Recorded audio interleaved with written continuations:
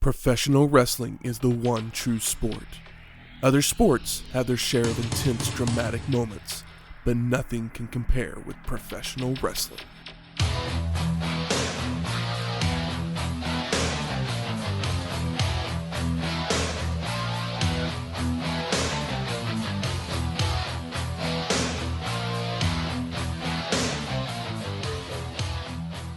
Welcome to Wrestling History X, where three friends come together to talk about the stories behind the matches.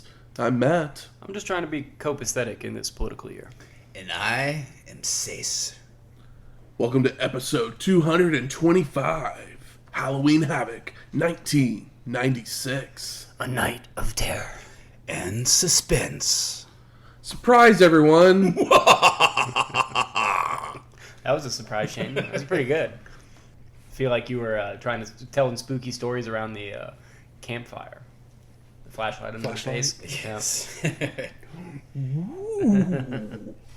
So this was the 8th annual Havoc produced by WCW. It would take place on October 27th, 1996, from the MGM Grand Garden Arena in Paradise, Nevada, with an attendance of 10,000 people.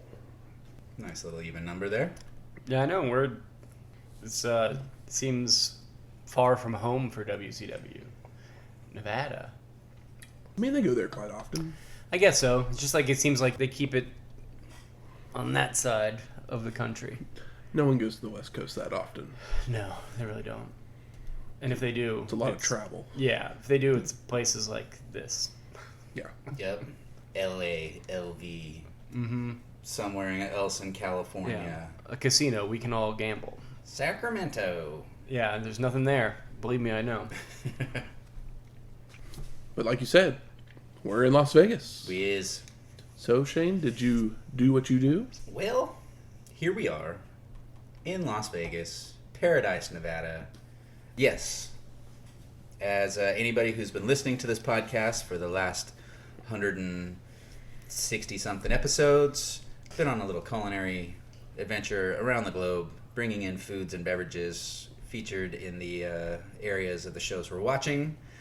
With us being in Vegas, we've only been there a time or two before, I believe. But I don't remember ever bringing this, so it was time. As anybody who's been listening from the beginning knows, it started out as a culinary adventure, just finding sandwiches that were popular in the areas of the shows that we're watching. And it turns out that the official sandwich of Nevada is the patty melt. Nothing soaks up booze and hooker spit. That's like right. A patty melt. That greasy goodness that you need to help absorb that alcohol, fight it off a little bit. Some bread to help soak it up a little bit as well. Onions to mask the booze on your breath. And then Nice. a secret sauce to help it all come together nicely. Yeah, I guess the patty melt was created in Las Vegas at, I think it was Caesar's Hotel or something like that. Right, they're like, we're out of hamburger buns. What do we do? Yep, somebody found that taking a grilled cheese and stuffing a burger inside of it with some grilled onions was Not a bad idea. just the right little tipsy treat for all of the Vegas people, and it's now reached worldwide fame. I'm a person who goes to Whataburger frequently for a patty melt at 2-3 o'clock in the morning. I may or may not have had one the night before last, but I decided to go to a different place, a place that's been here in Oklahoma City for a couple years now, but I'd never actually made it to. New State Burgers and Spirits over in the Plaza District. Kind of fancy burgers, local ingredients, good drinks, simple sides of French fries, tots, cheese tots, and then some nice little crispy fried Brussels. They've got some other appetizers and items on the menu. Yeah, for my first New State burger, I'm not mad about this. The pictures have always looked good that I've seen on their Facebook and whatnot, but never actually made it over there to try one. So, yay, Vegas patty melts. Oops, I'm dropping pieces of it in my lap. So, since I've done what I do, I'll do what I also do and take a bite in front of a microphone, because why not? Eat a cold burger in front of a mic. Here we go. Well, That's pretty damn good. The only thing I would like, I don't know what goes on a traditional patty melt, but I feel like this thing could benefit from some dill pickle slices. Some pickles, and maybe a slightly more toasted bun. Yes. I can agree with both of those things. Yeah, this bun... By no means is it bad. Out of the two that we ordered, the Texas toast that they used on it, it was warmed, but it really was not toasted at all. I think there was one little teeny tiny toasted spot on one of the sides. But I'm not complaining. Still good. No, It was a very good burger. Like, literally the cheese was so melty that I thought it was queso at first, but it was just really melted white American cheese. Like yeah, I think it's white American, but yeah, maybe a little bacon or the sides that we got, the tater tots and the Brussels. The Brussels had the little bacon lardons in there, so those might be good on it as well, just to add a little extra texture and smokiness. yeah, just a little bit of little something with the pickles, a little bit of tang. Like I said, I ain't mad at it. I'd go try a different burger there. Absolutely. Well, something that would also happen right around the same time as Halloween Havoc, we would all start to learn music trivia when Pop-Up Video would debut the same day. I mean, goddamn, do I love this show. I love it so much. Who didn't love Pop-Up Video? I feel like it was created for me because I've always been... Fiona Apple. I don't remember the chain of events, but there's a Fiona Apple one where you learn this whole cycle about Fiona Apple owns an Apple computer. Apple computer was started by so-and-so had a dog named Fiona, and Did they have to Fiona put- the dog hated apples. Did they have to put it all up there to cover all of like the strung about naked bodies from that horny music video? But yeah, Pop Video. I feel like it was absolutely made for me because I have nothing in my brain of value outside of trivia, and one of the only things I've ever liked or been interested by is music. Yeah, I've been guilty of finding pop-up video on YouTube and just putting it on. They were great because, I mean, they were fun for all ages because you had a catchy song. While you're listening to this catchy song, you're trying to keep up with the little information bubbles that are popping up on the screen. So people with ADHD are easy to follow along. Stoners have good music to listen to, and often good music. Sometimes not so good music, but then you learn all these fun facts along the way as you're watching. Will say that the music video choice is really varied and nice, which is a huge plus because a lot of the time it'd just be like whatever was popular right at that moment in time, and with pop-up video you'd see more like classic or videos that have not been seen in a long time or deeper cuts. It's kind of like the family-friendly version of Beavis and Butthead, but with actual information. Yes. Beavis and Butthead was great for that same reason, where they'd play stuff that wasn't in regular rotation. It's like, it's like, here's your Pantera video. Never would have heard of Ween without Beavis and Butthead. Exactly. Oh, yeah, a band that I adore. But, yeah, those VH1 did a lot of trivia type of things from probably about this time to the early 2000s. It had Rock and Roll Jeopardy, which also tailor-made for me. Pop-up video. It's a good time. I hope for a comeback for pop-up video at some point. I think it's made an attempt here and there, but it'd be nice if it just keep doing them and dropping them on social media or something like that. Just to someone would just have to do it on like YouTube. Or yeah, something it'd like have to be a YouTube thing because cable's so dead. Dear TikTok, come up with some new pop-up videos for me. If you're gonna invade my other social media streams when I don't have TikTok, at least give me something that I want to see.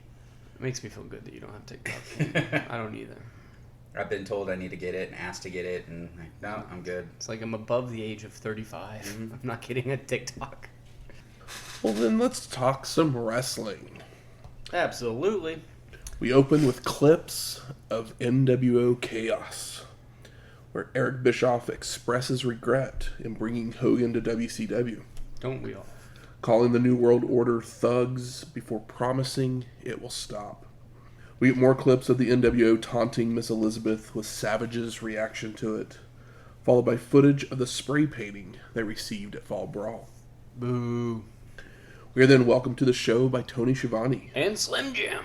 joined by Dusty Rhodes and Bobby the Brain Heenan as Pyro goes off.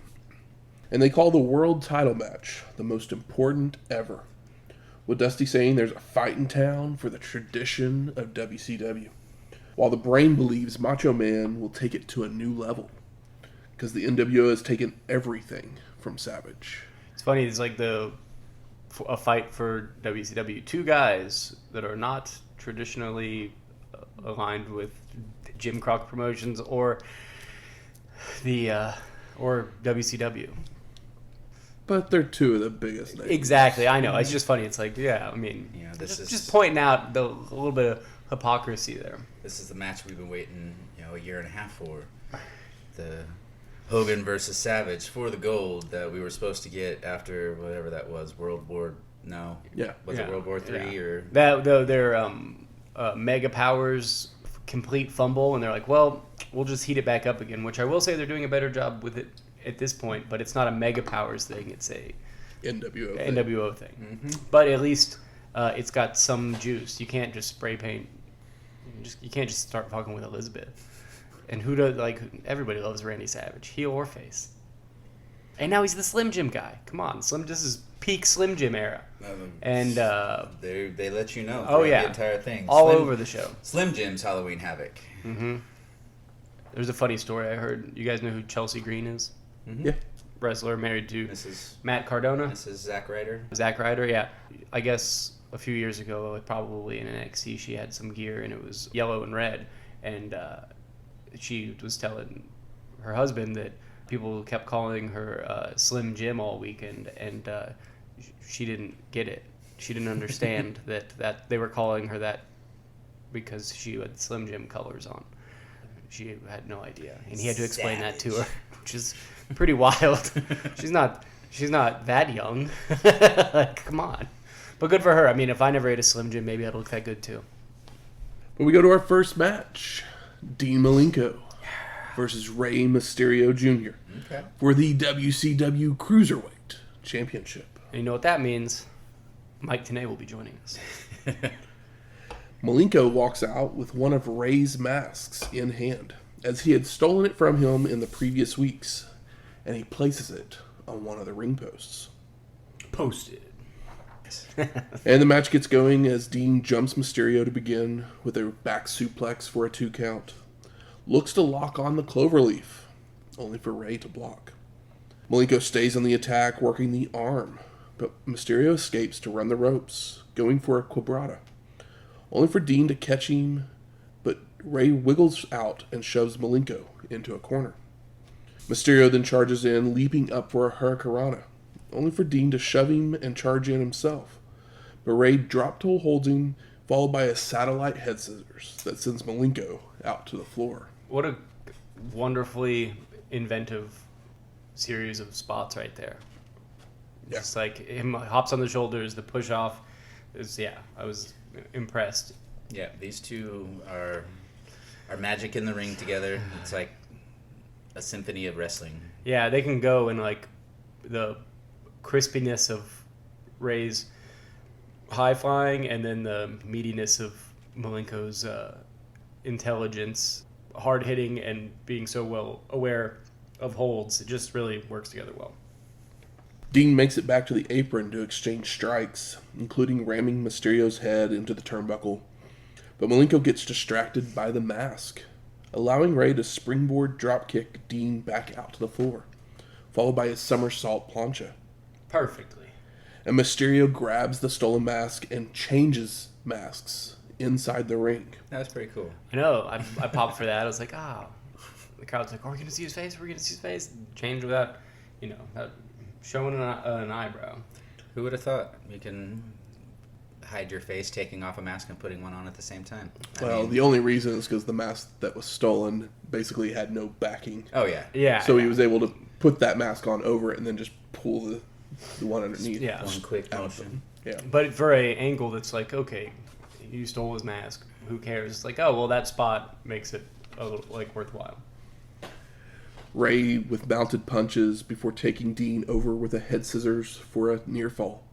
Tries for another, but Malenko blocks and nails a side slam. And Dean hits a rubber band slam, a body slam, and a half crab into a modified bow and arrow to work the back. Big boos. People are pro Ray. He follows it up with a back suplex for a 2 count. And we get more of the 1,000 holds before Malenko delivers a brainbuster for a near fall. He picks Mysterio up, only for him to slide out into a sunset flip. But Dean stays up and punches down, only for Ray to have moved. Mysterio then rolls up Malenko for a 2 count, which just pisses Dean off, so he hits a basement drop kick to the back, followed by multiple backbreakers and a camel clutch. I love when they punch the mat. You got to sell that fist. It's always fun. Tony lets us know that Tyson and Holyfield will be fighting here soon. Their big match is coming up. Is it the match? I believe it is. It's 96. Felt historically important. Ray rolls out to regroup, only for Malenko to follow him out to ram him back first into the apron, before returning to the ring, where Dean continues the attack with knee drops and a sleeper with the body scissors.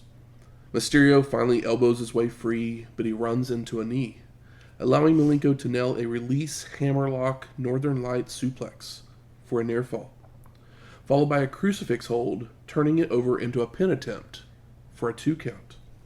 And they fight their way to the top rope, where they punch each other down to the floor. And Heenan mentions another countout. And I looked this up, and they actually had done the same spot on a WCW Saturday Night that had led to this match. Okay. And because they had basically punched each other down, and it gotten a double countout. It's a good tease. They make it to their feet, with Ray whipping Dean into a guardrail before leaping up onto it, only to slip, so they end up fighting their way back into the ring.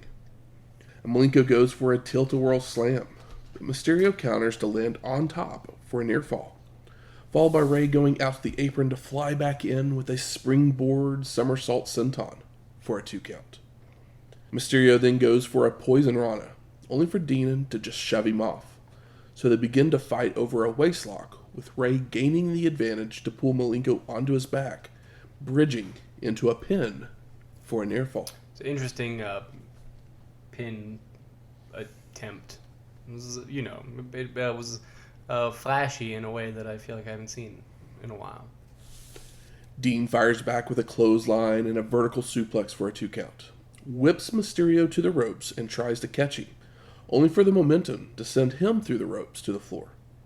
Ray then leaps off with a springboard corkscrew moonsault, before rolling Malenko in for a hurricanrana that gets a near fall. And Mysterio goes to the apron to fly back in with a springboard rana. But Dean catches him for a sit-out powerbomb for the pin, and Ray kicks out. I mean, come on. That's the shit I want to see. You really just pick him out of the sky and drop him on his damn back. I love the sit-out powerbomb. Just go down with him. It always looks better. Malenko backdrops Mysterio out to the apron before they fight their way to the top turnbuckle, where Dean tries for the super gutbuster. But Ray escapes with knees and goes for a Frankensteiner, but Malenko just shoves him off. Mysterio then tries for a springboard, but Dean catches him again for a super doctor bomb for the pin and the win. And new! Love that gut wrench. Although, I kind of wish he would have just pinned him on the first sit-out powerbomb. Not that this looked incredible. I love it, but it would have been a really more surprising button for the match. But no complaints here. I mean, Dean Malenko and Rey Mysterio. This is a WCW show in '96. Is it gonna get much better than that?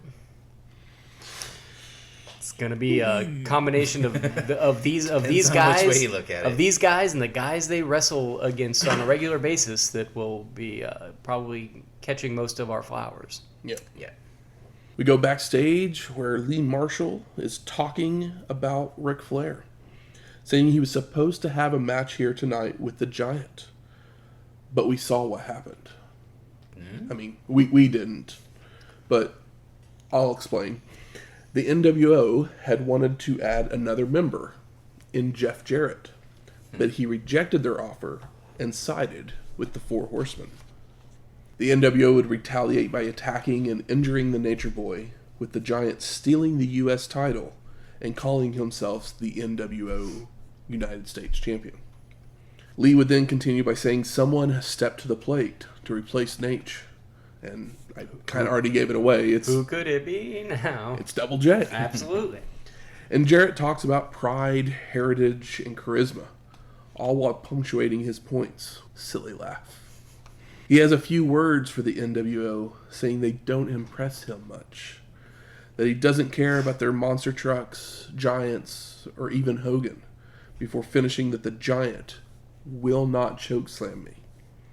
Flair arrives to join the fun, claiming that there will be a line a mile long to meet Double J, with women wanting to hug and kiss him. Yeah, he's like, this guy's about to get a lot of pussy. Nature Boy continues that he still despises Savage, but he believes that he can win tonight, before the two walk off wooing and laughing. I mean, I love that it's like, the anime of my enemy is my friend. Yep. So, it's nice. Ric Flair's like, I'm still pulling for Macho. I think he can do it. Two guys known for their strutting and cutting are about to take the town. Ladies, beware. I think it's kind of cool that Jarrett's getting the Flair rub. Mm-hmm. Absolutely. I mean... Because I think if Flair had... Proceed with caution, Double J. If Flair hadn't been injured, they probably would have ended up putting Jarrett in the NWO. Yeah. But because he got hurt, they were like, oh, let's do this. And I mean, I like the idea of Jarrett and Flair getting in an argument and then having a wonderful match. Mm-hmm. But who knows what will happen. That's what the first thing I see is like, oh, these guys that can actually work and have an interesting match together that, Jarrett pulls a lot from Flair, but he's different enough. He's not a Flair copycat by any means, but they come from the same mindset. Yeah. They might use the same peroxide or... Yeah, for sure. Ancient wrestling secret. So we go to our second match. Diamond Dallas Page versus Eddie Guerrero in a battle for the ring. I love Diamond Dallas Page. He got promoted to second match on the pay-per-view. Is that a good thing? I mean, he was the opening guy for like the last 2 years, and now he gets to be number 2 because he's more over, and you've got more guys that can work. It's a little less pressure, not having to immediately get the crowd hyped up. You can just wrestle. It's more important for like the first match to be visually interesting, and from there, like Diamond Dallas Page is a established character now, so he can have a match where it doesn't have to be as fast or flashy, and he can do more character work. Not to mention this whole Battle Bowl win. It's playing on longer than any past Battle Bowl winner that I can remember anyway. Does Sting even remember that he has a ring? This is like, what's his name? Jesse and Bravo weightlifting.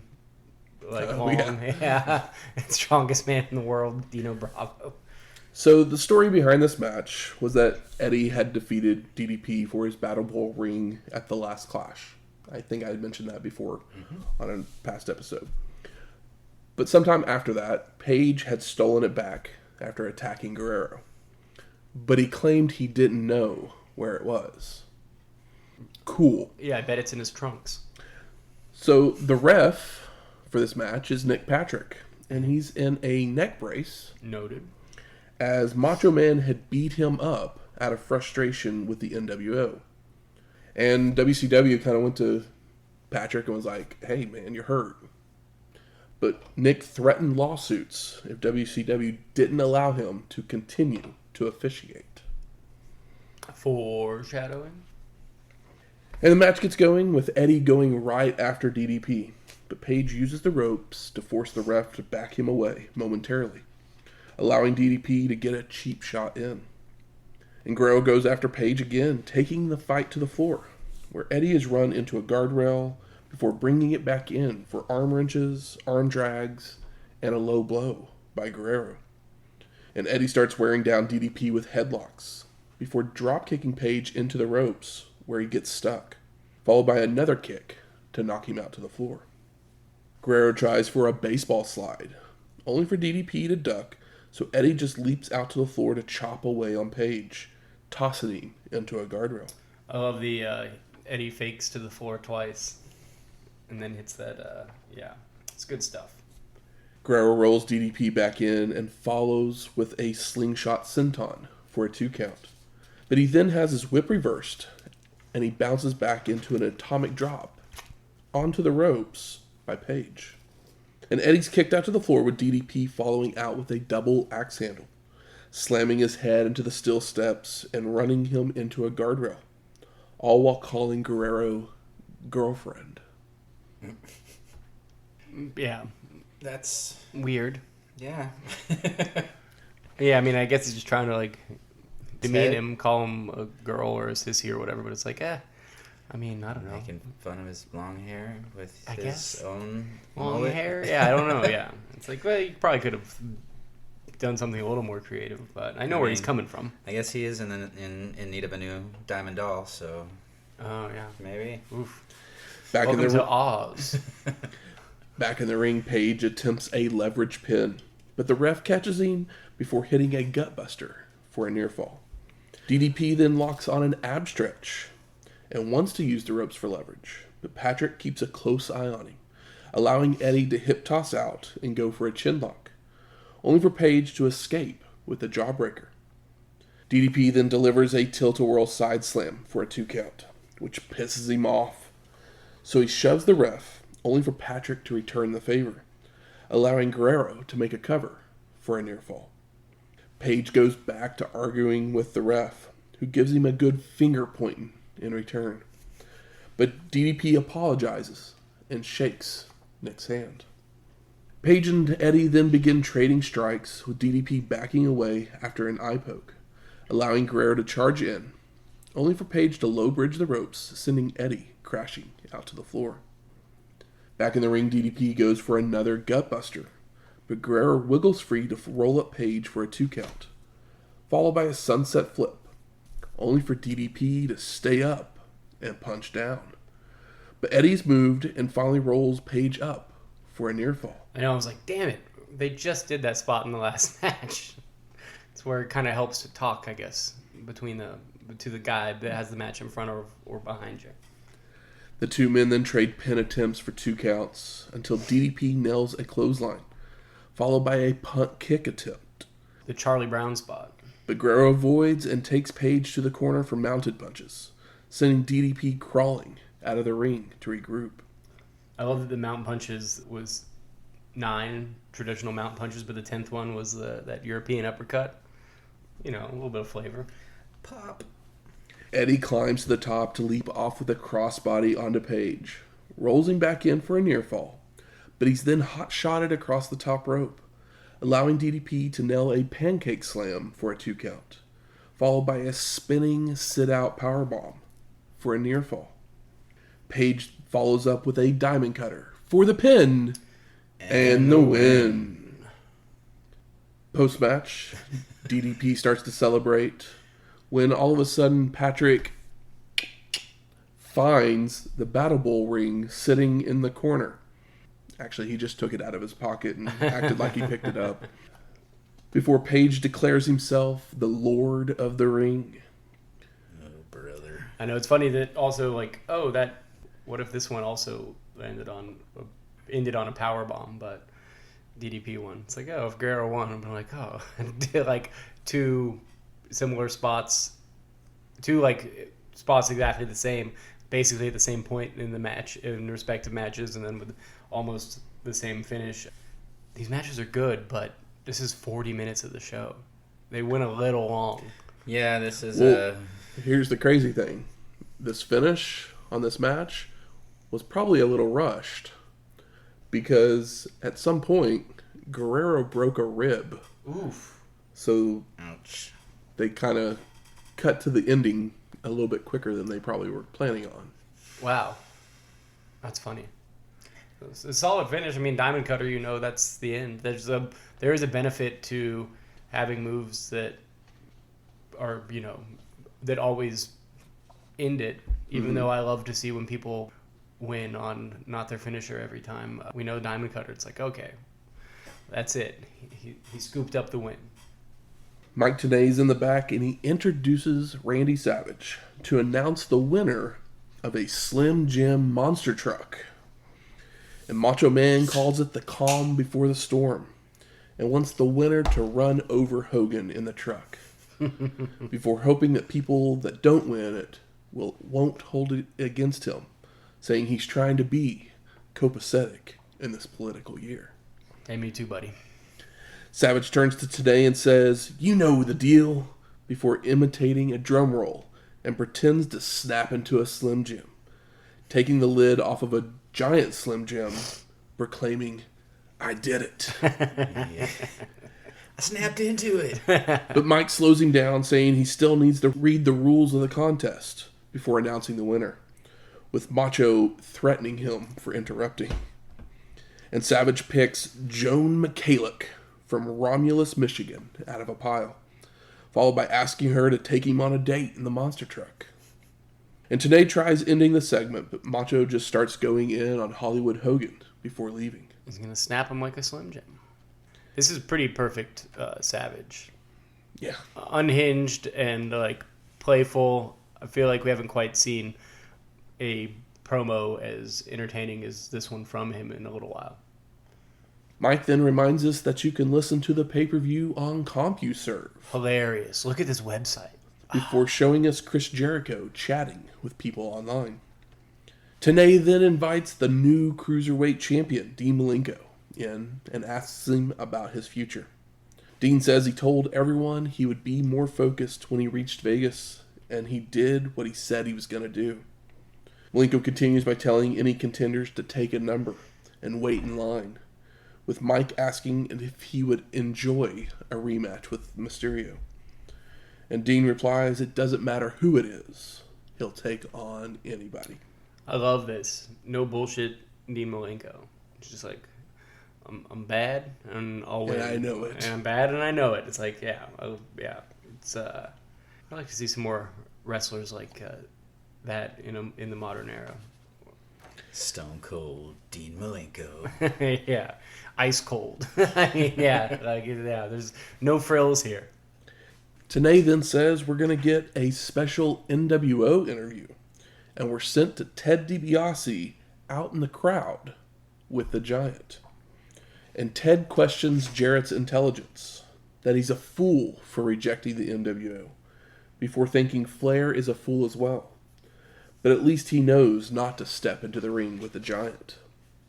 And DiBiase continues by bringing up that Double J told the NWO to stick it, with the Giant chiming in that it was good advice, as he's going to stick Jarrett to the floor, wall, and ceiling. Fee, fi, fo, fum. Yeah, it's like, well, are you going to cut him into pieces? And the Giant promises to chokeslam Double J and send the Horsemen to the glue factory before making his way to the ring. So I do like that the interviews and the NWO, as we'll see, all come out from the crowd because they're not part of WCW. Yes. So they wouldn't be in the locker room. I understand that, but I think that the idea that they actually like gave them the time is another thing. But it's like, well, how else do you do it? When it's like, oh, if they could hijack it and do their promo, but then you have the wrestlers too close to each other. I totally get it, but I'm like, well, if they're not part of it, why would you even give them the time of day as far as the camera time goes? But it's wrestling. It's like somebody in control is telling them that they need to do this. Foreshadowing. Mm-hmm. So we go to our third match, the Giant versus Jeff Jarrett with the Nature Boy Ric Flair. And the ref holds the U.S. title belt up like it's on the line. Yeah. But it's only because the Giant threatened Nick Patrick to do so. Just show them who I am. The belt is not on the line in this match. Giant is not the United States champion. That's right. So Double J steps up to the Giant, claiming his size doesn't intimidate him, only for the big man to shove him off into the ropes. But Jarrett just comes back with a leaping forearm and a strut. Hell yeah, Jeff Jarrett. Double J avoids multiple clotheslines, throwing punches to frustrate the Giant before grabbing a headlock, which allows the big man to just throw him around the ring. What you doing there, Jarrett? Jarrett then leaps on the back of the Giant to apply a sleeper several times, only for the big man to squash him in the corner to escape. And Double J avoids a charge into the corner, nailing some mounted punches, which has dazed the Giant, only for him to retaliate with a big boot. And the big man takes control using elbows, headbutts, and backbreakers, as Flair looks to intervene with a chair, but thinks twice about it. The Nature Boy then grabs a mic to tell Jarrett to kick his NWO ass, which fires up Double J to nail some forearms and a crossbody, only for the Giant to catch him and deliver more backbreakers and a bear hug. And Jarrett bites his way free, hitting multiple drop kicks, followed by attempting a body slam, only for the Giant to be too big, so he lands on top of Double J for a 2 count. Now Jarrett gets his boots up on a charge into a corner, before nailing a clothesline, a second rope double axe handle, and another crossbody for a near fall. And Double J attempts to apply the figure 4, but he's kicked out of the ring by the Giant, who follows out, only for Jarrett to avoid an avalanche splash attempt, sending the big man into the ring post. Posted. Allowing Double J to lock on the figure 4 while they're on the floor. Man, maybe he's thinking, well, if I break his knee, maybe his big ass won't get back in the ring. Exactly. Belt's on line. The Giant grabs Jarrett by the throat, and they make it back to their feet. So Flair then walks over to see where the magic beans led to, causing a disqualification, making the big man the winner. I do love that he's so big, he just, can choke him from the figure 4. Pretty great visual. Post-match, the Horsemen all run down to the ring, daring the Giant to enter, but he decides to leave, telling the camera that the Horsemen's day is coming. I do love that Paul White did not pin Jeff Jarrett, and Jeff Jarrett did an incredible job of doing a lot with a little, because we know that Paul White can stand, he can walk, he can do a choke slam and a backbreaker. He can do all those things, and Jeff Jarrett did a lot with that, and this was a really good David and Goliath style match. Yeah. I honestly I much rather would have seen Jeff Jarrett and the Giant than Ric Flair and the Giant at this point, because I think that this felt fresh, which this might be the best match Paul White's had in WCW at this point, for me personally. I can say that. We go back out into the crowd where Ted DiBiase is with Syxx and Vincent. Syxx. And we haven't seen Syxx since In Your House 6 as 123 Kid, episode 191. So many numbers. And Vincent as Virgil since Royal Rumble 94, episode 110. And Ted calls it a mark in the win column for the NWO, saying it's 1 down, 3 to go, before calling Jericho a fine young athlete. But he will be facing the best cruiserweight. Syxx comments that he also thinks Jericho is a fine young athlete. However, he will crucify him for the sins of WCW. Whoa, too soon. Before predicting the cruiserweight title is coming to the NWO. Matt, you still did that promo better than Syxx did. He was not very comfortable on the microphone. And did you know that 1 + 2 + 3? It's 6. It's 6. I was thinking about that as we were going through all those numbers. It's very funny. I've made that joke before. I'm sure you have. It's idiot, but here we are again. Syxx finishes by yelling, "NWO is full life," with DiBiase chiming in that everyone can take that to the bank. Syxx. Money.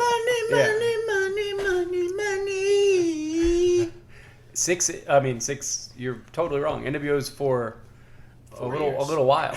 It's just for a bit, especially for you, brother. If you ask Sean Waltman and Kevin Nash right now, they will still do Too Sweet, Full Life, guaranteed. Yeah. It's also funny that, like, you know, we're not mad at Sean Waltman. We think that he is a good wrestler, but he is not Chris Jericho, and he's not Dean Malenko, and he's not Rey Mysterio. It's like he is the B cruiserweight of like, if you know, just named cruiser or light heavyweights. He's not an upper echelon one. No. He's very good, but he's not any of the guys we named. He's not a Z-Man. But he's not a Pillman. He's NWO. He is. For life. Faux life. I mean, it's pretty crazy that early NWO guy, obviously not first round NWO sixth guy, one. sixth one, and then Degeneration X. Pretty crazy. Degeneration X is like, what if we did the NWO? That's all it is. It's like, but we'll be edgier because we're and not edgier. have everybody join. Yeah, we'll be edgier and we'll be smarter about our thing. It's like, oh, we're gonna keep it to 4 guys and a girl in a pizza place or whatever. Like, they need to just have another induction for Rick Rude for being in both factions as well. Oh, damn. I always forget that Rick Rude... He did it first. Yeah. Or, no. Did he? Yeah. Shawn Michaels has technically been in both, too. When Shawn Michaels came back, he was in an NWO shirt. Okay. It's the joke? super lame version of NWO in WWE. Wait, Shawn Michaels went to WCW at some point? No. Oh. It was when... Oh, okay. It was That's after... where I was confused. All right. The NWO was like, back in that's not true. WWE. Yeah. After... Shawn Michaels came out in an NWO shirt because he was in the NWO. Yeah. When it meant nothing at that point. Yeah. I mean, Yeah, it was basically the Clique with Hogan at that point. Yeah. Okay, I got you. Yeah, after the acquisition. Yeah. So we go to our fourth match, Syxx versus Lionheart, Chris Jericho. And the commentators note that Nick Patrick seems to be officiating all of the NWO matches. Who would have thunk? I mean, they did point out in the earlier match that had no NWO guys in it that he was calling it down the middle and being a good ref, but you got to keep up appearances maybe. Also, I love that Chris Jericho's like song is this generic guitar song, but it sounds like a karaoke version of like Boys of Summer. It does. Yeah. It does sound I'm glad you noticed that too. See, I thought it sounded like something from Japan. Oh yeah. I mean, Boys of Summer could sound like a Japanese rock song very easily enough. For sure. Like they would just have to add like one weird sound. Yeah. And then it would be a Japanese intro song. Two men have a feeling out process to start while we're shown Kevin Sullivan, Conan, and Big Bubba out in the crowd. And Lionheart takes control with a monkey flip and arm drags into an arm wrench, followed by kicks, chops, and a clothesline. But he has a whip reversed, so Jericho leaps up to the top, only for Syxx to drop kick his feet, sending Lionheart crashing out to the floor. It's a very like New Japan style like opening sequence. Quite enjoyed that. As Jericho makes it back to the apron, the Kid drop kicks him out onto the guardrail, followed by flying out with the slingshot somersault pescado. Syxx then sends Lionheart into the guardrail again, before returning to the ring, where the Kid keeps up the punishment with a kick combo and chops. Syxx starts to wear down Jericho with a chin lock, but escapes and catches a spin kick, only for the Kid to nail an enziguri. Syxx continues with a second rope apron elbow drop, but he then misses a charge into a corner, allowing Lionheart to mount a comeback with right hands, a back body drop, and a spinning heel kick that sends the Kid out to the floor. Jericho then springboard dives out onto Syxx before tossing him into a guardrail.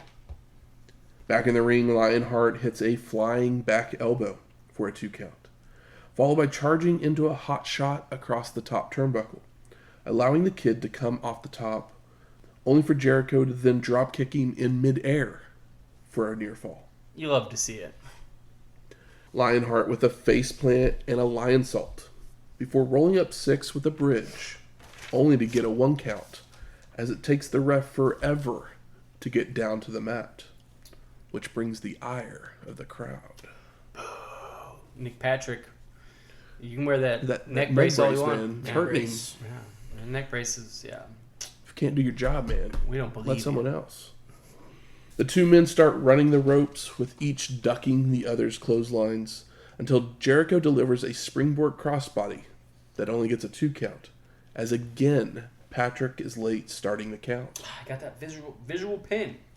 Lionheart starts to argue with the ref, only to turn around into a spinning heel kick from Syxx for the pin and the win. Post-match, Jericho chases Patrick out of the ring, who helps the kid walk to the back. Something's not right. I know. It is. I'm glad that they gave Jericho an out because he obviously was the more impressive in the ring. Although Sean Waltman kept up with him. Like they had. He can do some kicks, man. Yeah, for sure. But like all the like complicated stuff they did, he totally kept up with. But you know that that was Chris's idea. He partied in Japan, and there was a lot of it in this match. It's like a true Karate Kid story right here. You got only the roles are reversed. You got Jericho as Danny Lawrence or Johnny Lawrence. You got old Syxx as Daniel LaRusso, the Karate Kid. Do the crane kick. Exactly. We go to the back, and Mike Tenay is there with Lex Luger. And Lex promises to hurt Arn with the torture rack, I got excited when I heard Lex versus Arn, and I don't know why. claiming it didn't have to come down to this, with the Horsemen blaming for the War Game loss. I mean, you're the one that didn't trust Sting. I know. It kind of is your fault. Absolutely. Luger takes responsibility, but it wasn't good enough for the Horsemen, saying Anderson sowed the seeds and now it's harvest time. But it's not crops or flowers. It's cacti and thicket of things you never want to see. Okay. Yeah, weird promo, Lex. He continues with Arn Anderson questioning his fortitude and courage, which angered him. So tonight the Enforcer will see a total package he's never seen before, promising to rack Arn and put him out for good. I mean, Lex, Arn's been in locker rooms since you were 12. Yeah. He's seen plenty of packages. Arn's been stabbed with scissors or whatever. His best friend has the baby arm. yeah. There's no way Arn hasn't seen Rick Rude naked. There's no way that's disappointing. So to go to our... Yeah. Like, I would have probably enjoyed Rick Rude naked. Of all the wrestlers, like that's the one you'd pick to see naked, right? Of the 90s wrestlers? Yeah, I mean, just for me personally. He'd be up there. No, not even particularly interested, but if you're going to give me one, it's like, well, yeah, probably Rick Rude. Mm-hmm. So we go to our fifth match. The Enforcer, Arn Anderson, versus Lex Luger. And our commentators tell us that Lex isn't 100%, as the Horseman had attacked him with a chair earlier in the week on Nitro. But Double A gains control with strikes, mocking Luger by flexing and working the ribs with shoulder blocks and hard whips into corners. But Lex fires back with a press slam and a clothesline that sends the Enforcer out to the floor. I love how flippant Arn is about Lex, as he just kind of, how often did you see Arn be, like, cocky? He's always, like, pretty self-assured, but, like, to really feel himself is fun and interesting. Luger follows out with a double axe handle off the apron before slamming Arn back first into a ring post. Posted.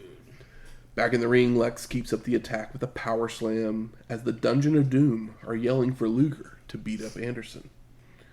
And Lex hammers on the back for a while with stomps and a side slam, only for Double A to catch a charging Luger with a back elbow and head up top. But Luger swipes his legs from under him, causing the Enforcer to crotch himself. And Lex continues the punishment on the back, but Arn retaliates with a Spine Buster! Anderson shoves Luger out to the floor, following out to ram him into the apron, a ring post, and the railing, before returning to the ring to apply an ab stretch with leverage.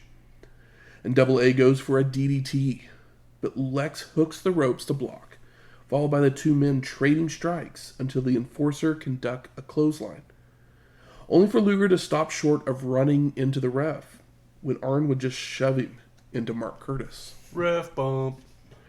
Anderson tosses Lex out to the floor and grabs a chair, only for Luger to duck, so Double A goes for a pile driver, but Lex counters it into a catapult of the enforcer into a ring post. Posted. And Luger would continue with a vertical suplex and chair shots across the back. Damn. Before rolling Arn back into the ring. Lex would then pick Anderson up into the torture rack for the submission and the win. Post-match, Luger refuses to let it go as the Dungeon members cheer him on. But he finally stops to pose as Shivani says this is Lex like we've never seen him before. And Double A lays on the mat in pain, with Ric Flair and Jeff Jarrett coming out to check on him, as officials bring out a stretcher to take Double A to the back. I know, it's like Dungeon of Doom are the bigger heels in a company that's nothing but heels at this point. If you're in a faction, like all three factions are heel. Yeah. We go backstage where Lee Marshall is telling fans to call the hotline for updates on Sting, The most well-known free agent in wrestling. before welcoming in Harlem Heat, Sister Sherri, and Colonel Parker. The Marshal compares them to racehorses, while Parker calls the NWO bad eggs and they need reprimanding. Sherri chimes in that Harlem Heat lives, breathes, and eats for this, saying the NWO will get what's coming to them. And Lee then tries to ask Booker T a question, but he tells him to shut up for comparing Harlem Heat to a football team, saying he's the running back while Stevie Ray is a nose guard. Sherri's the quarterback, and the Colonel puts it all together. The coach. He also calls the NWO wannabe thugs, followed by Stevie saying they'll be waiting in the ring. Sucker. Sucker. So we go to our sixth match. The Faces of Fear of Meng and Barbarian with Jimmy Hart versus the Horsemen of Chris, the Crippler Benoit, and Steve, Mongo McMichael with Woman and Debra. I love that Mongo still is carrying the suitcase that he got paid by the Horsemen from. Yeah. It's like, okay. So the commentators tell us that Anderson has been taken to the hospital, Oh, no. with the Nature Boy and Double J going along. But actually a hospital and not a medical facility, though, right? I don't remember. I call it a It hospital. was probably a hospital. So Mongo and Meng start us off with a shoulder block battle, followed by Barbarian and the Crippler exchanging strikes and suplexes as the rest of the dungeon protest from their seats. Meng and McMichael return to have a sumo showdown, with the Tongan gaining the advantage to chop Mongo into a corner. But he turns to pose, allowing McMichael to nail a series of chop blocks to both Faces of Fear, only for Meng to stop the momentum with a kick to the head. Ming rules. The Faces of Fear with a double headbutt to gain control, Barbarian with a body slam, but Meng has his whip reversed, allowing Mongo to hit a dropkick. And then Michael tries for a second one, only for the Tongan to swat it away and go for a senton. But Mongo avoids, tagging in Benoit to chop away on Meng. I love that he did it just a little too early. We get a blind tag from Barbie that brings him in to catch the Crippler off of a back body drop from the Tongan and delivering a powerbomb for a 2 count. Nice. Meng with more chops and chokes before the Barbarian takes Benoit to the top rope, only for the Crippler to fire back to knock Barbie down to the mat. Benoit looks to fly, only for the Tongan to trip him up, causing the Crippler to crotch himself, allowing the Barbarian to climb back up to nail a super belly-to-belly suplex that launches Benoit all the way across the ring for a near fall. I mean, he yeets him across the ring. It's fucking wild. Just huge release. The Faces of Fear both head to the top ropes for stereo flying headbutts for the pin, and no, Mongo makes the save. The Faces of Fear keep up the attack with a vertical suplex flying splash combo, with Meng making the cover, only for the ref to be distracted by getting Barbie out of the ring. And this allows McMichael to pull the Crippler out of the ring, followed by walloping the Tongan with the briefcase. Benoit then heads up top, coming off with a swan dive headbutt of his own for the pin and the win. That damn Halliburton. Post-match, Barbarian grabs the briefcase and clocks Mongo from behind, which also brings in the rest of the dungeon from the crowd. Conan grabs Woman while Mongo's taken out with a piledriver from Meng. And the Crippler fights valiantly, but the numbers are too much, as Sullivan continues to hit McMichael with the briefcase. Conan nails Benoit with a dropkick, Bubba with a sidewalk slam, as the Taskmaster and Hart yell at Woman. Sullivan tears his shirt off and tells her that he's the man, forcing Woman to watch the Crippler continue to be attacked. I'm still the man. We're teasing it. We know the real world situation. Which is funny, too, because it's like, has that been going on for a long time, or are they starting this up? Because Sullivan and Benoit had that, like, bathroom brawl or whatever. It's just a continuing on thing. It's like a slow burn thing that's just build. kind of just happening in the background. Yeah. Just curious. We go out to the crowd. Ted DiBiase and Vincent are there. And he says that the NWO has 2 wins. WCW 0. Zilch. Maybe they will get them next time. But the NWO doesn't need second chances. And Harlem Heat is next on the hit list before introducing the Outsiders. So we get our 7th match. The Outsiders of Scott Hall and Kevin Nash versus Harlem Heat of Booker T and Stevie Ray with Sister Sherri and Colonel Parker for the WCW World Tag Team Championships. And the crowd's distracted by something going on in the crowd as the match gets going, but we never find out what it is. Yeah. As Booker catches Hall with a hook kick, only for Scott to retaliate with right hands. Tony talks that the Sherri and Colonel Rob relationship drama. Just so you know, going into this, not all is well on the plantation. Oh no. They start running the ropes, with the two both trying for hip tosses, with Booker T finally finishing it off by sending Hall out to the floor, where Stevie clotheslines him. Back in the ring, Scott spits on Stevie Ray before tagging out, bringing Nash in to unload with knees and elbows. Stevie catches a charging Kevin with a back elbow and a clothesline of his own, followed by spitting at Hall, before returning to beating Nash down in a corner. There's like early on, they bring up the top rope disqualification rule, and I was like, it's not 1992 anymore. Like, what are you guys talking about? That hasn't been a thing in this company for so long. Why would you even bring it up? It is if they want it to be. Yeah. It sure is, but it seems like it's been long enough. Booker returns for a scissors kick that gets a 2 count, followed by some double teams by Harlem Heat, only for Kevin to reverse a turnbuckle smash to Stevie and nails a side slam. A tag's made that brings Scott in with a second rope bulldog on Stevie Ray for a near fall. But a clothesline lays out Hall, allowing Booker T to come back to deliver a leaping forearm for a 2 count, before locking on a chinlock. Scott fights his way out, sending Booker to the ropes, where Nash nails a clubbing blow from the apron and a clothesline from Hall for a near fall.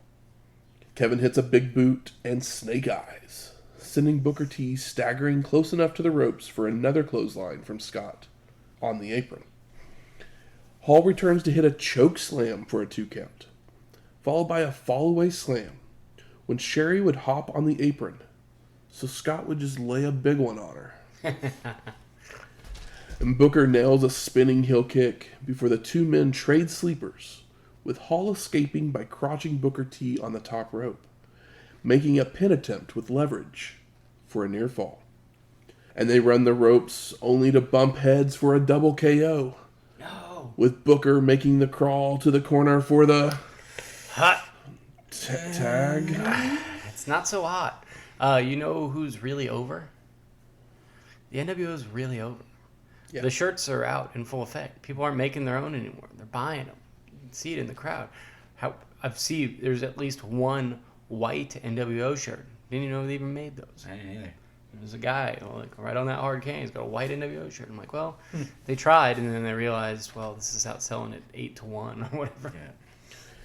Stevie comes in with right hands and clotheslines to the outsiders. Press slams Scott onto Nash before Booker T rejoins the fun by clotheslining Kevin out to the floor. Get him. Harlem Heat then hits the Harlem Hangover, with Stevie Ray making the cover. But the ref is distracted getting Booker out of the ring, allowing Nash to climb back in. Colonel Parker then jumps in and goes to whack Kevin with his cane. But Nash just grabs him, so the Colonel gets scared and hands Kevin the cane, who uses it to break up the pin attempt, allowing Hall to roll over on top for the pin and the win. All with Booker just looking on from the apron. I know. What's up with that?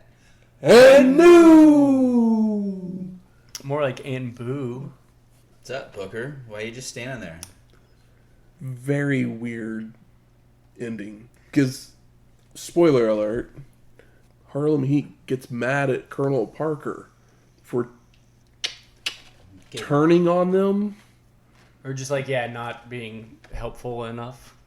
For giving him the cane? For giving him the cane. Like, he was scared. Yeah. The whole thing doesn't make a whole lot of sense. Well, and Booker looks on. The way that it looks, it's like, it's just like, it's just too late. But I feel like you see him for long enough that he could have at least done the reach in, but he's just still there. I still feel like 1996 is way too late for a tag team from Harlem to be managed by a plantation owner from Georgia or whatever. It's the last time he's with them. So. Yeah. They also refer to him as race horses or whatever. It's like, ew, gross. Yeah. My whole takeaway is hindsight. But is the NWO that cool? I mean, Harlem Heat are pretty fucking cool. But they look cool. They do cool moves. But they've been buried in his stupid saga storyline with Sherri and Colonel Parker. That's kind of for a long time. Everything that they've done. I mean, what's their biggest feud at this point? Nasty, the Nasty Boys. Yeah, I know. I'm just saying that they look cool. They look like cool guys. The concession stand. Yeah. Monstrosity. That's no one's best match. It's not their best match. It's memorable for a bad reason. But yeah, this is just a little NWO hate. But we're going to have plenty of it, and I'll try to back off. But I'm just like, they look cool. It's the new hating on Hogan. We're still doing it. after all these years. Tony sends us to a commercial for World War III. And we get an annoying guy rambling about WCW versus NWO. Man. Saying the word man. Man. Yeah, I was like, bunch. Who is this guy in this ad? He stood out because I literally was like, this dude looks like Eugene. He did kind of look like him, but I think that's just the hairstyle alone. I was trying to look close to him to see if it was somebody that... And I was trying to find out if it was him, and realizing that Eugene shows up as the nephew of Eric Bischoff, and I was like, is that real, or was that kayfabe? I was like, I'm going to go with kayfabe. That's kayfabe. It's like, oh... The guy also thinks his mom will let him compete in the Battle Royal. We then come back to Hogan, the Giant, Vincent, and Ted DiBiase in the crowd.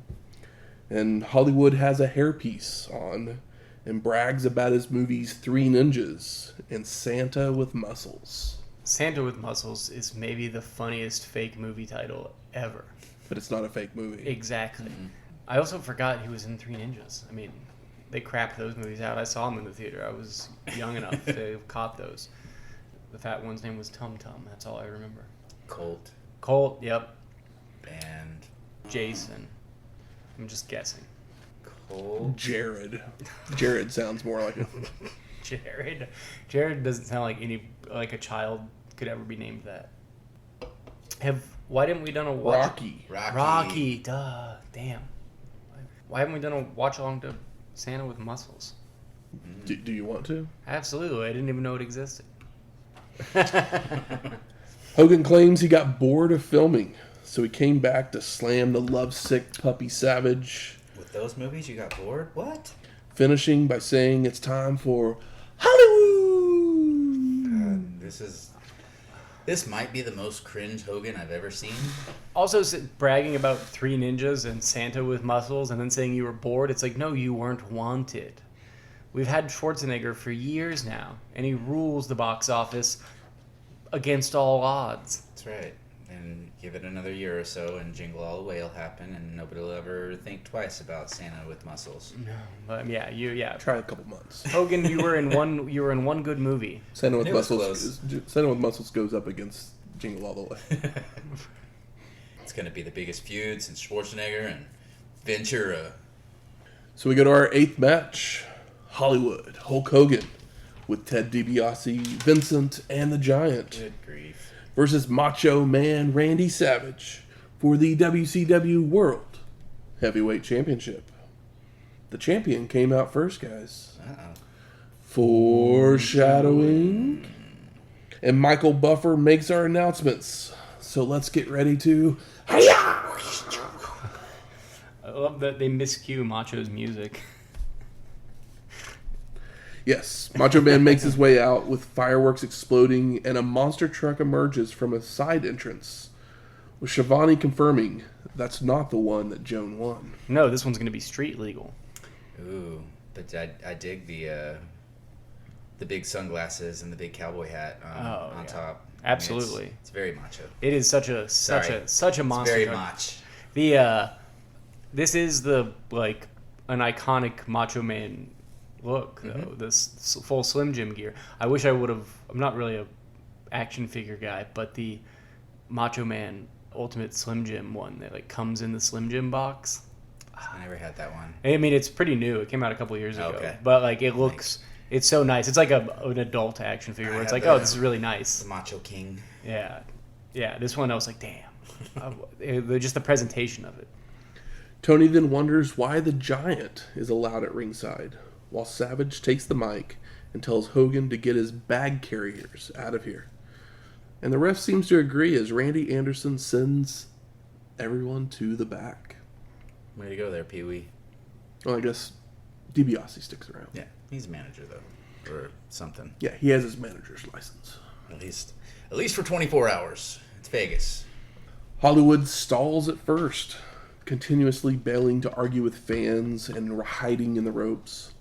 But once he decides to start, Hulk goes low, using back rakes, chops, and a running clothesline, all with his sunglasses and headband still on. Sunglasses still on. Dusty asks an important question. Is Liz here? Where's Miss Elizabeth? Macho fires back with right hands, coming off the top with a double axe handle that knocks the sunglasses off. So Savage puts them on and grabs a chunk of the toupee before punching it completely off and putting it on his head. More right hands send Hogan to the floor where the fight continues as Macho makes Hollywood eat his wig. Savage then runs Hulk into a ring post. Posted. Before grabbing a chair to use over the head of Hogan. He tries to use it again, but the ref pulls the chair away, allowing Hollywood to nail Macho from behind and use the chair himself. Still can't believe that he tried to do the hair things. I was like, why does Hogan look different? And then the match started, and I was like, oh, this is that match. Hulk runs Savage into a post and gives him another chair shot across the back, before atomic dropping him onto the guardrail. Miss Elizabeth then makes her way down with concern on her face as our competitors make their way back into the ring. Oh, we had prime Liz concern going on. And practically see the tears in her eyes as she was clapping. Hogan starts yelling at Liz, allowing Macho to roll him up for a 2 count, grabbing a handful of trunks, so we all see more of Hollywood than just the sign. And Savage clotheslines Hulk out to the floor, following out to stalk after him. But that's Ric Flair's spot, the ass spot. When Hogan would grab Miss Elizabeth to use as a shield, until he runs away back into the ring, where Macho delivers a body slam and a jumping knee to the back that sends Hollywood back out to the floor. Savage is dragged out as well to continue the fight, with Hulk would use Liz as a shield once more. But this time he tosses her into Macho, allowing him to nail Savage with a clothesline. Back in the ring, Hogan hits the big boot and starts posing. So Miss Elizabeth jumps in the ring to lay on top of Macho to protect him. And Hollywood just picks her up and puts her in a corner, telling her what it's all about, before turning and going for the leg drop, only for Savage to move in time. I love that everybody loves Randy Savage. Everybody knows who he is. Everybody loves him. He's the only guy that, like, Hogan, him and Liz are the only people that Hogan can go against, and Hogan can get boos. And he's getting boos. He's the only person in the NWO that gets boos. Yeah, but I mean, I know that because he's the still NWO Hogan. is cool. Yeah, but like it's one of those things where it's like, well, Macho and Liz. It's like, what else? You know, who else do they want to see actually win? Sting, Ric Flair, Lex Luger. I guess so. Like, that's the thing. It's like NWO are heels, but Hogan is the only one that gets booed for a long, long time. Maybe I didn't think about it enough. I was just excited that he was getting booed.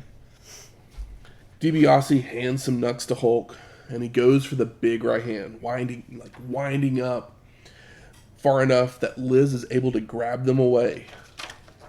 Hogan is trying to get them back, but he notices Macho making it back to his feet, so he goes for a running clothesline, only for Savage to duck, and the ref takes the blow. Ref bump. Now Miss Elizabeth jumps out of the ring while Hollywood finally does hit a clothesline on Macho from behind. And we see DiBiase fight Liz on the outside to get the Nux back, as Nick Patrick and other officials make their way out to help Randy Anderson out of the ring. Hulk telegraphs a back body drop, allowing Savage to body slam him and head up top, where he comes off with a flying elbow drop for the pin. And no, Patrick's neck is killing him, and he can't keep counting. Ooh.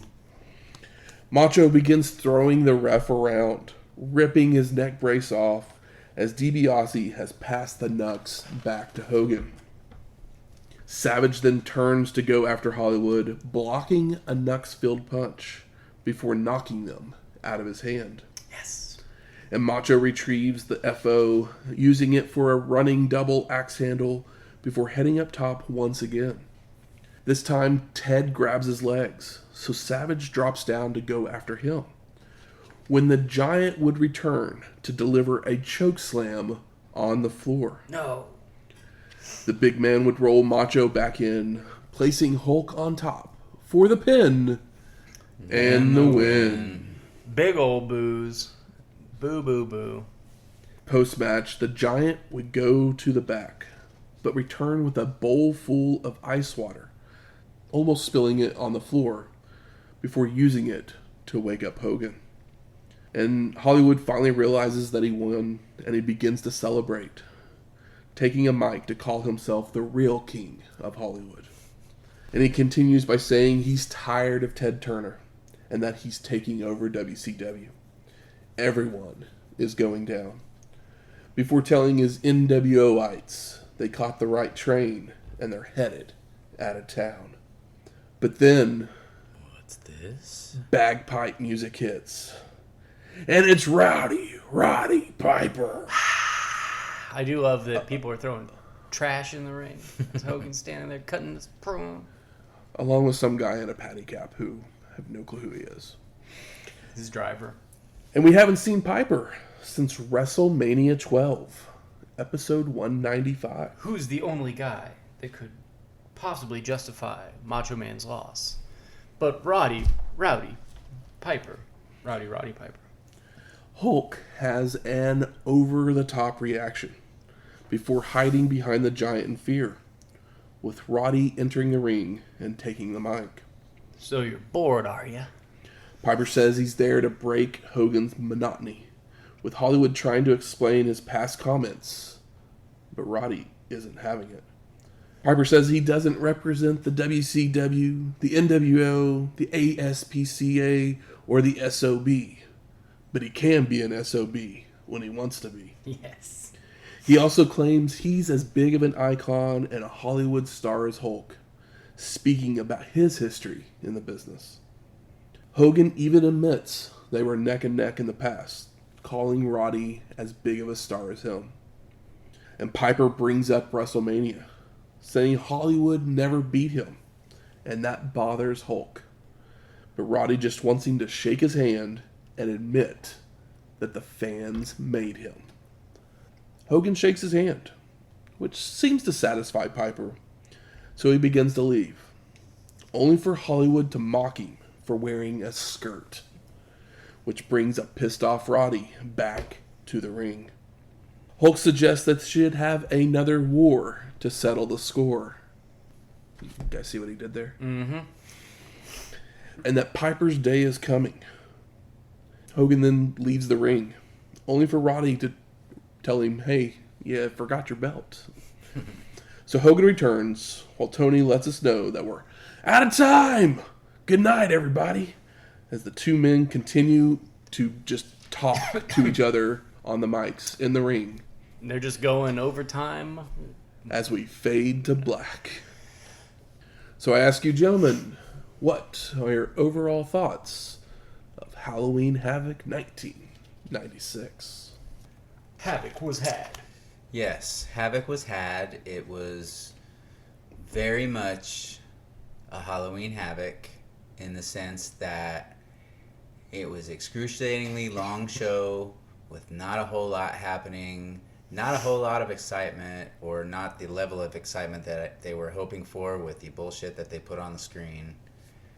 Piper should have been in and out, so it felt big, but he was out there for like 8 minutes or more, and like the show wasn't awful, but it wasn't necessarily an easy watch. Piper at the end is such a breath of fresh air, and then you have that cynical thought being that like, oh, Hogan never did cover Piper. Is he just bringing Piper in here to beat him? And where I'm like, oh, that stinks. Piper's older now, hasn't been wrestling, and he's like, okay, well, if they're gonna just throw money at me, I guess I'll lay down, because it's not the height of his career at this point anymore. But he's still absolutely loved and remembered, and great on the mic, but it should have been more concise. He could have came out and had a bigger promo the next night, and just could have came out and, you know, basically did like a mic drop. That's literally the question I have. Like, what if the bagpipe music hits, he walks out, and we just have the reaction fade to black? That's all you should have had. Yep. And leave the promo to the Nitro the next night. Stare off. This is a lot of times the stare off is like a cop out, but here it would have been a positive. What is he doing here? We're out of time, folks. Tune in to Nitro tomorrow. Blah, blah, blah, blah. Yeah, that's all you needed. That would have made the show right there. The promo goes on way too long and rambles. It rambles way too much. Two old guys trying to insult each other with really, really mediocre insults. And Roddy's still compelling, but a lot of it has to do with we haven't seen him in a while. And that guy, he could legitimately speak in tongues, and we would be like entertained to a degree. Mm-hmm. My thoughts, really, it's one of those. It's fine. We've seen worse. There's nothing tremendous, but I didn't hate anything either. No, I didn't hate any of it. I didn't hate it. Like, there was nothing that I was just like, oh my god, this is like horrible. We're not putting up with Booty Man. There's no like Charlie Norris. There's no Rest in peace. Hacksaw. There's no like fucking like Shark. Battle Bowl. Like, it is. I mean, there was something about Battle Bowl. Yeah, but I mean, like, there's not World War III ring thing or like random tag team matches. Like, we've seen worse stuff. This just wasn't great, especially considering the amount of talent on this show. There's a lot of talent on the show. Good. Where's the smart marks at? All right, fuck you. I think it's time we smark it up. So what are some of the best moments of this show? I popped for Piper. The Faces of Fear, back body drop into the powerbomb. Yeah. It's good. Such a badass double team move. I'm going to give him some credit for smartly sending Arn to the hospital and Double J and Flair going with him, so that left Mongo and Benoit alone to fend off the Dungeon of Doom. I didn't think about that. Yeah, that's a good point. It is a really good point. Let's see here. I mean, Randy is on all cylinders here. Yeah. We've seen him in like he always is out there to do the thing. He's always good, baseline good. But here, he's feeling it. He's got shows brought to you by Slim Jim. He's got the Slim Jim truck. He's got a title match, and like this is. And it's hard to say peak Randy, but like it's the best we've seen him in a while. As far as you can tell that he's genuinely excited as opposed to just doing the job. Because he's always excited. That's what his character is. He's a high energy guy, but here you can kind of feel that the actual human behind the Savage is excited and not just being Randy Savage that night. And they teased it with Champion out first. What else here? This might be a weird one for you guys. But the Nick Patrick stuff is interesting. I mean, I know where they're going with it. Yeah. And they're doing it in just the right amounts to continue to build it. I agree that it is that is the story of the show. That's just kind of the story of the show. It's in the first match, and like he calls it down the middle, and then it's just like it's teased to an ultimate end and builds, and it's a great way to get people to boo. Except it kind of only works for Hulk Hogan. I actually enjoyed as corny as it was, the little toupee.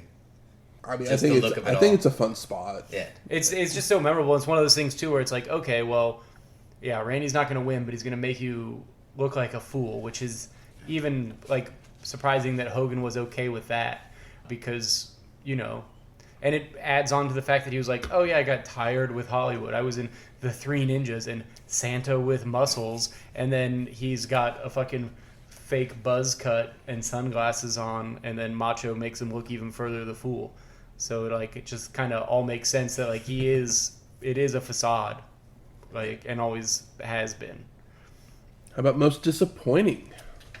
I can't call it disappointing because what I expected is just NWO going over and over and over. It's kind of disappointing that the WCW still has like heel factions and that everyone's just not like 110% against the NWO. But then at that point, the NWO would just lose. At this point, NWO really only has 7 people. Yeah, which is why it doesn't. You can't do that. Do we really want to see a Vincent versus DDP match? No. But I'm just saying, like, you know, where like they are more aligned. But then at that point, WCW outweighs the NWO, and it would be even more ridiculous for the NWO to keep winning if they were all on the same page. So it does make sense in that respect. But it's just one of those things like, why can't you guys just all get along for a little while and take these fuckers out? But that's not how you tell stories in wrestling. Nope. And I'm aware of that. So I'm not like asking for that to happen. It's just one of those things when you're actually annoyed by the situation, you start to think about how could it be different. And you're like, well, I know why it's happening this way, but my God, do I not enjoy it. The NWO is working very well as heels for me. Ending, Piper. Yeah. Surprising. It was like we had said before, it was just too long, too much, went on way too much longer than it should have. And it just kind of... They might still be going. Yeah. It just kind of deflated everything. It was one of those things where it's like, oh, did they run over and this was supposed to be longer, or did it run short and they were just like jaw-jacking to keep it going? Remember Eddie got hurt? Yeah. But that match was still 20 minutes long. I mean, they probably were supposed to go an extra 5 minutes. Yeah. So this would have only been 3 minutes. Yeah. Instead of 8. Yeah, good point. Solid point. But can't you just end the pay-per-view a little early? You're paying for all the every minute that you can get. Cut into Hogan's post-match post time? Yeah. Yeah, because it kind of deflates Piper a little bit, even though we're all excited that he's there. And then we're like, well, how much longer is this going to go on if they're not going to come to blows? Oh, just wait. Well, I got the ultimate disappointment for you guys because I didn't put it in here because we'll see him have a couple more matches, but this was the last singles match that Arn Anderson would ever have. Oh, wow. What?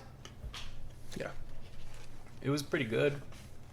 like Shivani said, Luger looked like he had some fire under him, and spoiler alert, they start building Luger up from this point. Yeah, I mean, Luger and Sid have both kind of come into their own recently.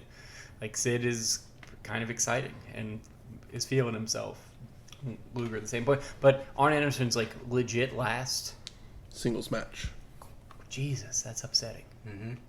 Yeah, it's the reason why they ran the injury angle. Yeah. Man, one of the best to do it. Absolutely. How about best performer of the night? Dean has my heart. I mean, I think I have to go with Nick Patrick. There we go. That's fine. It's like I said, just every match that he's in, he was building on his character, even just the slightest little bit. Yeah. I mean, he definitely did great work. I was thinking in ring, but, I mean, Dean's a great choice as well. I mean, because that match, we literally have not talked about that match at all in any of these things. I think it's but the best it's probably match the on best the show. It is the best match on the show. Yeah, easily. Easily. And I think it may have even been a little long. I think the first two matches both ran a little long, but they're the best matches on the show at the same time. Yeah. So it's like, what am I going to get mad about? I wish Mongo had fucking a little more time. That's not true. No, definitely not. That's not a true thing. Definitely not. How about most surprising? Obviously, it was Piper. I had no idea he was coming out. I mean, Double J's first. Showed up for the first time as well. Piper's on the list for sure. Or not Piper, sorry. Double J's on the list for sure. I was excited that he was there, but Roddy, I just had no clue. I mean, yes, Piper is Yeah. the most surprising. Yeah, definitely. But no, yeah. The Double J, definitely surprising, and I think that he pulled Paul White to the most compelling Paul White match we've seen. It's definitely up there. I think if it's not the best, it's top two. Yeah. I'm gonna throw it to Hogan for doing a little bit different with the allowing himself to be made to look like a fool in the main event with his little toupee. Yeah, I think that if he wouldn't have done that for anybody else, but he'll do it for Randy. And Randy is the guy, we always say it. Randy doesn't need a belt. He just needs to be Randy Savage, and that's all we'll ever ask for him, because if he loses, whether he gets fucked or takes a pin, like, we're not going to hold it against him ever, because because we all know that he's great and he fights for the people. Even when he's a heel, he seems like he's fighting for the people. We love to love him just as much as we love to hate him. Making their way to the ring. It's trivia time. Uh-oh. This week, the category is pay-per-feud. We're back, and it's time to play the feud. Let's have it. Sean. Give you the last 5 matches of the show, starting with the 5th one down. If you top of can, the card, yeah. if you can guess the show from that match, you get 5 points. With each match given, points decrease. All right. 93 and 94. 94. I knew that. So the first match is Larry Zbyszko versus Lord Steven Regal with Sir William. Well, I know the promotion. Yep. It's a good start. Yeah. Good start. Trying to remember Regal and Zbyszko. Yeah, I'll take the next one. All right, for 4 points, The Natural, Dustin Rhodes versus Bunkhouse Buck with Colonel Robert Parker in a bull rope match. I'll take one more if you're ready. I'm Then I good with think I that. might have a guess. I think I have the year down. I just trying to Okay. pinpoint the show. Yeah. For 3 points, The Nature Boy, Ric Flair versus a mystery opponent who turned out to be Barry Windham with Colonel Robert Parker for the WCW World Heavyweight Championship. Not exactly what I was looking for. These are not the matches you were looking for. These are not the matches I was looking for. I'm going to just go for it. Shane, I'm going to give you some points. Uncensored 93. That is incorrect. I knew it was, but I couldn't think of what show it might be. I wanted to say an uncensored, but I was hoping for another stipulation on that third match, and there wasn't one, so I just went for it. It's a tough one, because... So that's you, brother. So I was like, I don't feel like it's the Havoc, but I don't know. He said Ric Flair versus mystery opponent, which was Barry Windham for the WCW Championship. Yep. And that's 2 from the top of the card. Part of me thinks it's like Starrcade 93, but I don't remember if that's right, or would it be 94? Can always take another match. True. Fuck it. What's another match? For 2 points, Kevin Sullivan and Cactus Jack versus the Nasty Boys of Brian Knobbs and Jerry Saggs in a Philly Broad Street Bullies match for the WCW Tag Team Championships with Dave Schultz as the special guest referee. The David Schultz? The Dave Schultz. The Philly enforcer from the hockey team. Oh, I was thinking of, what's the guy that was protecting the business and hit the reporter? Not the wrestling guy that Yeah. Steve Carell played in that movie. But he's David Schultz too, right? Yeah. Yeah, the one that was in the WWF and he should have been Hulk Hogan. Yeah, but... yeah. He slapped that dude. Oh yeah. Yeah. I guess there was that one too. Yeah, I was like, wait, that guy. Fuck it. What's the last question? For 1 point, Vader with Harley Race versus Sting for the vacant WCW International World Heavyweight Championship.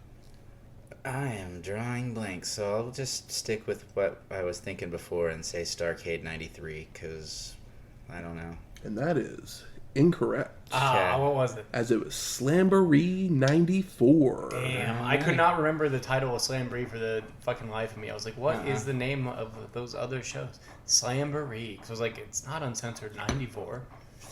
And I was like, it's not War Games or like, I was trying to figure out what, and it's not Havoc. Yeah. But Slamboree. Don't we all forget about Slamboree sometimes? I think it's time for a little score update as right. we're headed into the in-game. Michael has 68 points. Shane has 83. Hey, Close. and this is a better gap than previous times. Yeah. All the shows from my childhood have now been played through as far as the ones that I watched religiously. So, yeah, the ones that are printed on your brain. yeah. Now we're into the shows where I started having a real social life and drinking and whatnot, so Yeah. I didn't watch everything. Like, I like wrestling, I just don't tell anybody. No, it was cool to like wrestling. But Okay. I was a broke-ass kid who couldn't afford to watch. You had to all pay the for them now, pay-per-views. yeah.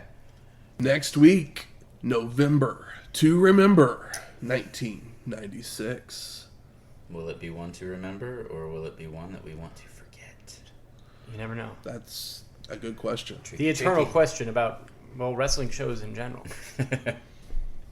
Music from this week's show is the theme from Halloween Havoc, and NWO Hulk Hogan won our main event, so we play their music, Rock House, by FCD Music.